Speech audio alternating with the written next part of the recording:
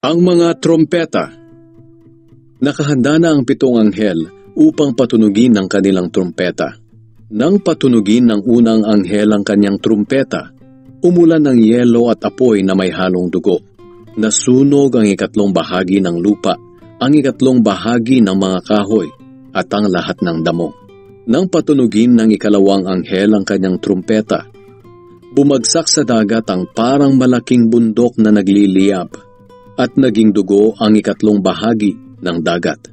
Namatay ang 3 bahagi ng mga nabubuhay sa dagat, at nawasak ang 3 bahagi ng bilang ng mga sasakyang pandagat. Nang patunugin ng 3 anghel ang kanyang trompeta, nahulog mula sa langit ang isang malaking bituing nagliliyab na parang sulo, at tumama sa 3 bahagi ng mga ilog at mga bukal. Ang pangalan ng bituin ay Mapait, kaya pumait ang 3 bahagi ng tubig, at maraming tao ang namatay nang makainom ng tubig na iyon.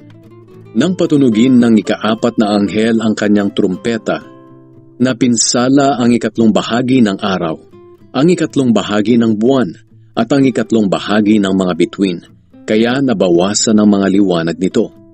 Nawala ang 3 bahagi ng liwanag sa araw at sa gabi.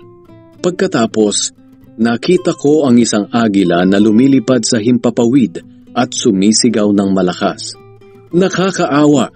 Kawawang-kawawa ang mga nakatira sa lupa kapag pinatunog na ng 3 pang anghel ang mga trumpeta nila.